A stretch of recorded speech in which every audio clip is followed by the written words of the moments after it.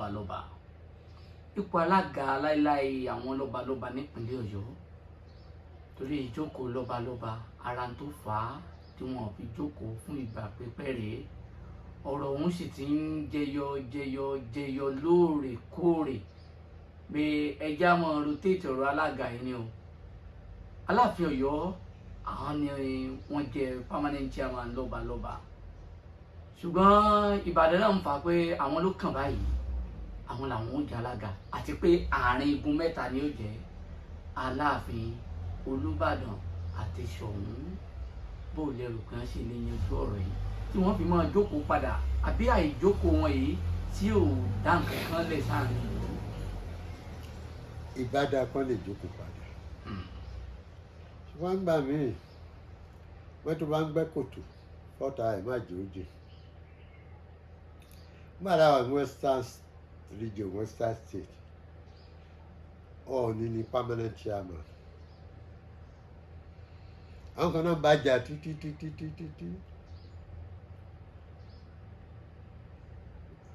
wọ́n jà á ó jẹ́ jẹ́ pé ìjọba ò gbà wọ́n wá create Ọ̀ṣun state ó gbé permanent ẹ̀ lọ Ọ̀ṣun ìṣẹ́ tó bá dùn bẹ́ẹ̀ wọ́n wá fi Aláàfin lẹ̀ àwọn kan náà wàá rántí pé ìjẹ̀bú náà bá Ọọ̀ni dùn ajẹ́ ká bá dùn náà wọ́n máa rí bẹ́ẹ̀ ń gbà mí ẹtẹ́yìn bá gbé èèyàn máa ń kà and history tó validate ti Ọọ̀ni kò fagbára validate Aláàfin bẹ́ẹ̀ historical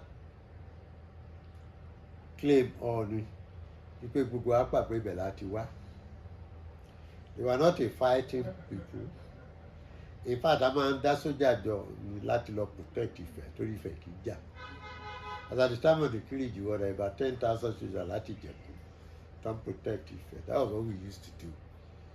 So origin, historical claim of origin, not for the entitlement. Alaafin claim ni pé òun jẹ́ empire. But by the time tó fi máa fẹ́ jà kiri kó tó ti pọ́n jà Kárìjì, the empire had collapsed. By the end of 18th century, ó ti collapse.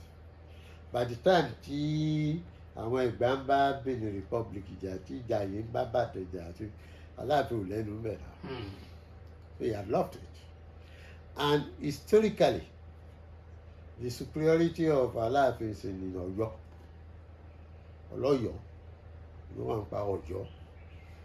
Òun ló wà ń pa àwọn Járíbá tí àwọn Tápà tí wọ́n bá ní boundary tó ń pè wọ́n ní Járíbá. And by the time tó fi collapse, Ìbàdàn had taken over. By the time tí ààrẹ wo ló wà ń bẹ̀ sí? Ààrẹ Látòsà. Ìdàgbẹ́ Látòsà náà ló wà ń bẹ̀ báyìí. Tí problem fi tí àwọn Fúlàní tí wọ́n ti gba Ìlọrin nígbà tó fẹ́ wá gba Ìbàdàn tó fẹ́ wá gba Òṣogbo tí wọ́n lè sí Òṣogbo Aláàfin ò lè protect wọn mọ́. Ìbàdàn ti di stronghold. Balógun Ọdẹ́rìnlọ ló lọ gbà náà. Tí problem bá wá ń gbà àwọn balógun ìlú Ìbàdàn ló wá protect. Because at that time Aláàfin máa ń jí wá láàárọ̀ tàwa forí balẹ̀ fún ààrẹ tó wà mú Ìbàdàn. So tá a bá ń sọ̀rọ̀ history Ìbàdàn ní ká máa sọ̀rọ̀. Historically there was a British Empire. Inú ẹ̀ l'Amẹ́ríkà ti jáde.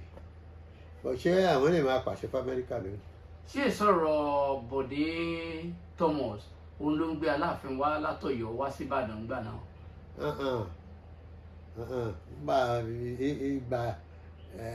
This was when wọ́n ṣe whatever they did tí wọ́n banish Aláàfin ìgbà yẹn. Wọ́n lè tí mò ń sọ ẹ̀ wọ́n òyìnbó tẹ̀ tí sign treaty. Òyìnbó signed treaty with us in 1893. That so had the protectorate under them.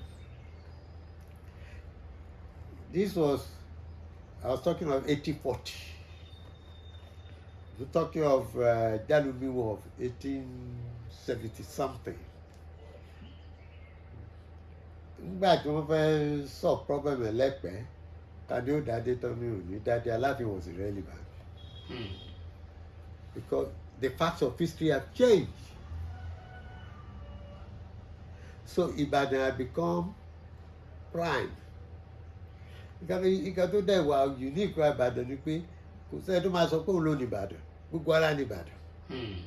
Mi rò pé ìlú ẹ̀yà kan wà nílẹ̀ Yorùbá tí ò lọ́mọ sí Ìbàdàn torí àwọn ọmọ páńlé tí wọ́n já kíkanjú káàkiri ilẹ̀ Yorùbá ilẹ̀ tá à ń pè Yorùbá ń sìn wọ́n kó jọ sí Ìbàdàn.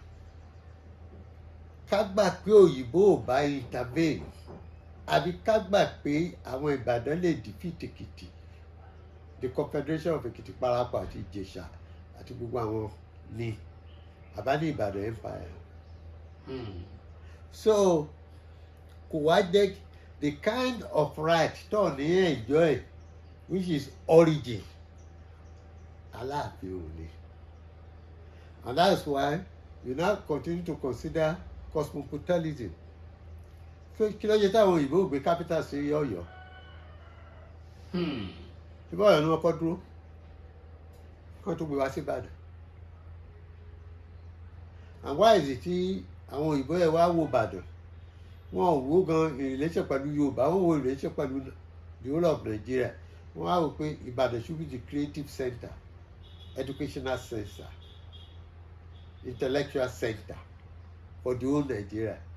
Tó gbé university wá, wọ́n gbé UCH wá, wọ́n gbé IITA wá, wọ́n gbé gbogbo àwọn kòkó research institute, gbogbo research institute federal government ṣe pé Ìbàdàn náà gbé wá.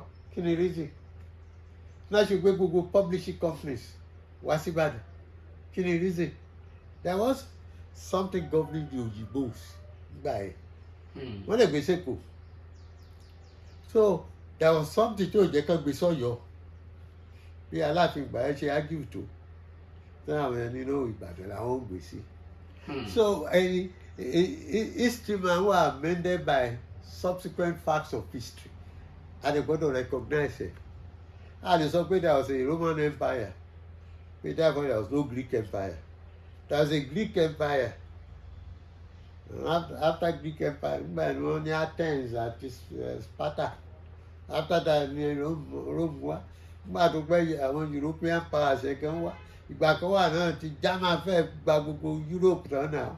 Ìgbà kan wà tí Britain jẹ́ the queen of the sea, the lord of the sea, was the British, the biggest empire. Tó bá sọ̀rọ̀ gbogbo yẹn máa bẹ̀rù ni. Ṣé wọ́n lè ṣe bẹ́ẹ̀ mọ́ sí? A gbọ́dọ̀ máa recognize changing facts. You cannot stay hold on to yesterday and forget that yesterday had changed. And I pé yesterday yẹn go rí bí a ṣe sọ.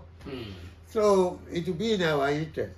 Mo rántí pé there was a time nígbà tí Olubadan yìí ń ṣe gómìnà ó ní kò ní sí Central Council of Art pé kí zone ló máa ṣe traditional kìíní ẹ̀ orí yẹn ló wà nígbà tí Akálà débẹ̀ náà ṣe ń jẹ díẹ̀ so bó ṣe rí nìyẹn so it must be reality.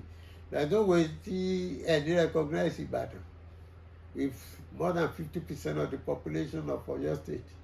Any equal importance. And what about the military powers, you know, when Oyo's empire decayed.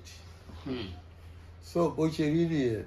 So I want to realize well, there'll be a mixture of modernity, democracy, in what to happen Oyo.